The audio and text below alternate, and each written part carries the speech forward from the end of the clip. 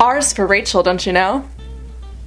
I think I've said this before. I was a 90s kid, and as a 90s kid, I was obsessed with Pokemon. It was my life. And yes, sometimes when you have an obsession as a kid, those things fade or they'll come back in waves, I don't know. Pokemon has definitely come back in waves because you know what? It was just so wonderful to me. Because you know what? Pokemon was not just entertaining, it also taught a lot of great life lessons. It taught me about friendship, it taught me about teamwork, it taught me about going for your goals and not giving up on them. But you know what I realized? There's a lot of effed up lessons that I learned from that franchise too. And you know how I figured this out? From frickin' Pokemon Go. Did you know that when you capture a Pokemon, you obtain candy? You know, I knew I was playing this game for a while and I was collecting candy in order to make Pokemon get stronger and also get more points, but what the F? Why are we getting candy? Candy's not healthy. This is just gonna get you diabetes. It's like Halloween or something, except for you're capturing animals and you're getting candy. I'm just like, what are we trying to teach our children here? That by capturing animals, you're gonna get candy?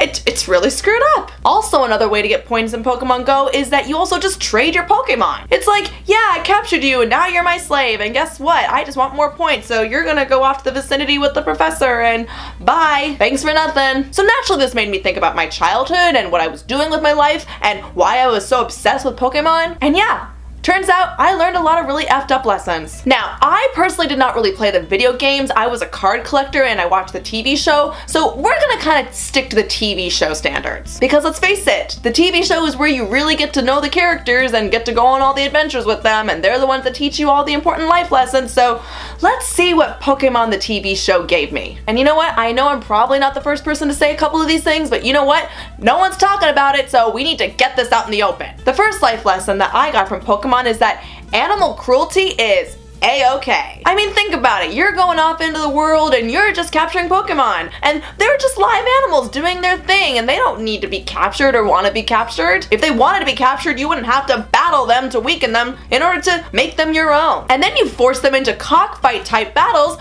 where they get weak or they get more points and then they evolve. Again, totally against their will. And what's really effed up about it is that they make the Pokemon look like they're happy. I can't imagine they'd really be happy about being captured and taken away from their environment and being forced to battle each other. I mean, okay, sure, Pokemon do battle, but you'd think they'd want to do that on their own time, not when you tell them to. Seriously, those Pokemon are way too happy once you take them out after being captured. Because first they were like, no, I'm gonna battle you and I'm gonna beat you! But then they're weakened and then you capture them in the Pokeball and all of a sudden they're like, yay, you're my master! Think about it. Those Pokeballs are freaking mind controlling them. So we're not only capturing them and taking away their free will, we're also brainwashing them into thinking that this is okay. No, that's really effed up, guys. Another life lesson that Pokemon taught me is that womanizing, also totally okay. I mean, you remember Brock, he was kind of the older, slightly more mother figure of the group. He was the one who was always giving the good advice and doing all the cooking. Seriously, every time that Brock came across a beautiful woman, he'd get all googly-eyed and be like, oh my god, I want you to be my soulmate. And they were usually older women too, which kind of makes you think. It's like, whoa, we're putting this on our YTV shows for kids? Seriously, back then, those were rated YTV. Now it's Y7, but back then it was YTV. This was something that a 2-year-old could watch. And we're teaching our kids that only beautiful women deserve our respect. I mean, think about it. He never hit on Misty. I mean, I know she was his friend, but she was still a girl. To be honest, though, I don't really blame him. She was kind of scrawny and didn't have much of an ass.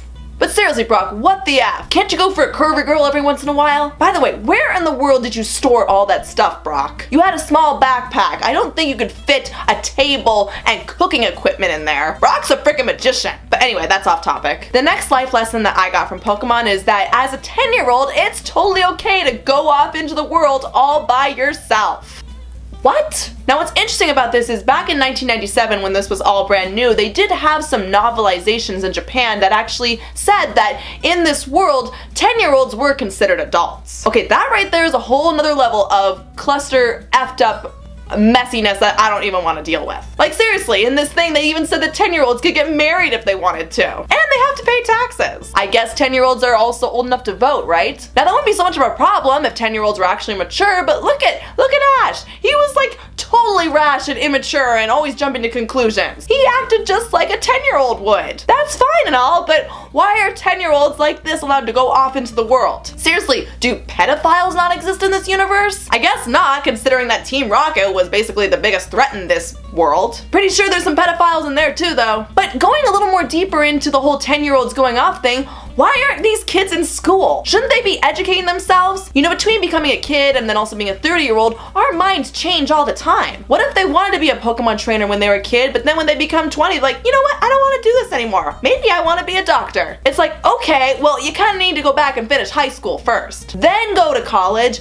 then you can go to medical school. But you're 20 years old and it's kind of pointless once you finish the 20 years of school at that point. It really blows my mind. Like, what do these kids do? And going back to those novelizations, apparently that once you get to the age of 10, you can basically choose whether or not to go to school after that. Okay, fair enough. But then what in the world was that little Max kid doing wandering around with them? That kid was like 6, and he's like off in the world going on dangerous adventures and not getting educated. Was he supposed to be like a child prodigy or a genius? I mean, that would make sense, but I don't think they ever mentioned that. Kids need an education. They need experience, and they need to learn from their peers. And then maybe when they're like, you know, 18 or something, then it's okay to go do whatever they want. Hey, Max and May's parents, get these kids in school. They should not be out in the world handling dangerous creatures at the age of 6 and 10. Speaking of going out into the world and doing dangerous things when you're 10, another life lesson that I got is that if you get electrocuted or if you almost drown or get burned and these things happen to you over and over and over again,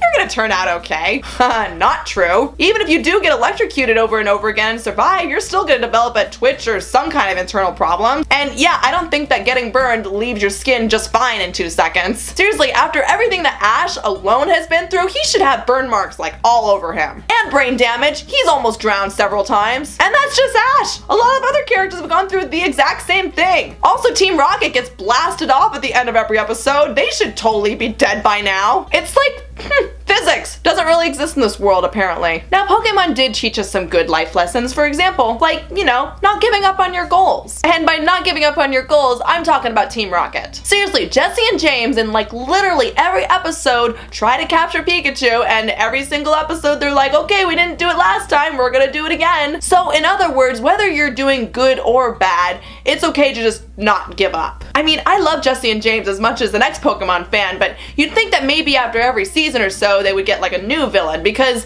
at the end of each season it would have been maybe at least kind of beneficial if the villains were like, oh, you know what, maybe this is not the right thing to do with our life. Maybe we should, you know, go to college or something. You know, they can learn the life lesson about doing things fairly. But you know, after almost 20 years of just doing the exact same thing and not giving up, I'm suddenly starting to think that, you know what? Yeah, I shouldn't give up. Yeah, I'm gonna keep stealing other people's pets and make them my own. Great life lesson. Now, another life lesson that Pokemon taught me is that if you want to be a Pokemon master and gotta catch them all, like it says in the tagline, the best way to do that is to let a bunch of them just go. I'm sorry, how do you expect to become a Pokemon master if you just keep letting a lot of your Pokemon go back into the wild? Like, I know I just said that it's cruel to just capture them, but let's just go back to the logic of the show. If you want to catch them all, why are you letting some go free? Ash's Butterfree.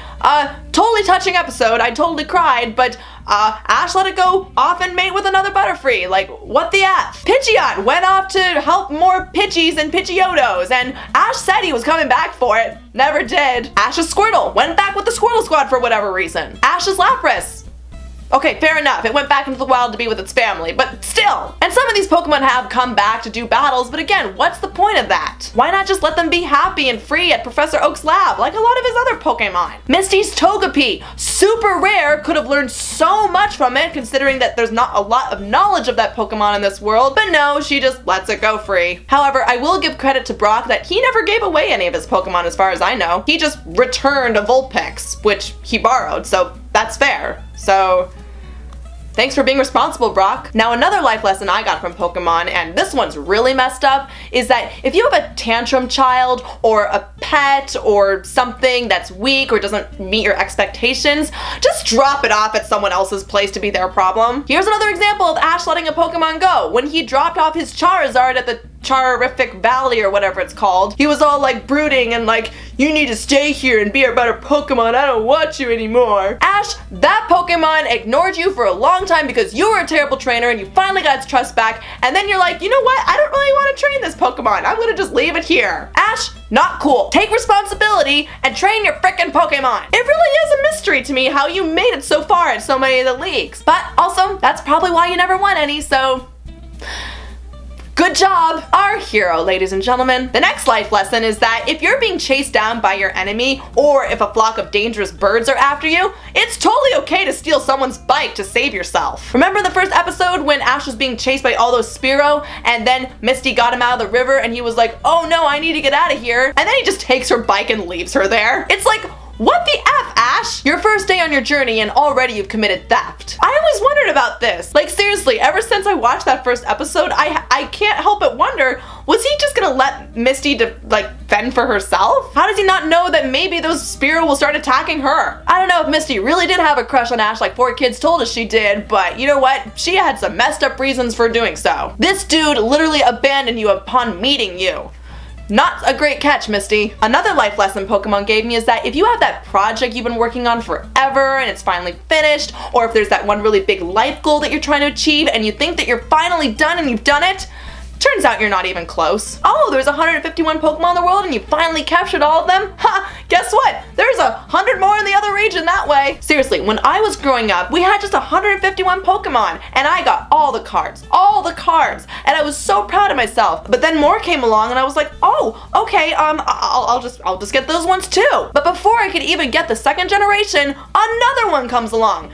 And I gave up. Now we're up to like over 700 Pokemon. How are you supposed to keep up with all of it? Gotta catch them all? More like gotta get the hell out of here, bye Felicia. And that doesn't even include the new generation that's coming out in November. It just teaches you that that goal you had is not enough and there will always be more that you have to do, and you know what? Maybe in the end you just kind of wasted your time. What exactly were you trying to teach me, Pokemon? And finally, the last life lesson that I got from Pokemon is that if you keep tackling random things, normally it's not gonna work out for you.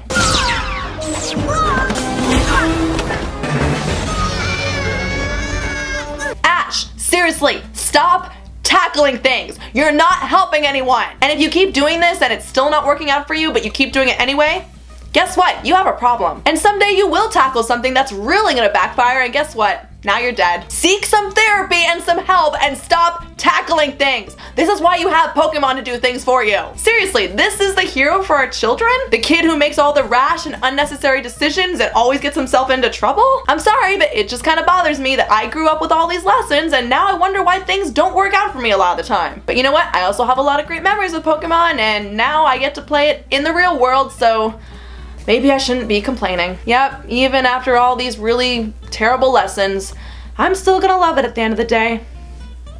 What are you gonna do? So those are the life lessons that I got from Pokemon, kids, and I guess now my question is, what kind of life lessons did you get from it? Go ahead and leave your comments below. Be sure to like and share, and if you like what you saw here, then don't forget to hit that subscribe button. And as always, please be sure to keep checking back for more Adorkable videos coming out real soon. Also, in case you were wondering about why nothing came out last week, well, that's because I lost my voice. Seriously, I sounded like Fran Drescher for like 6 days. It was not pretty. Bye, Adorkabuddies! Bye!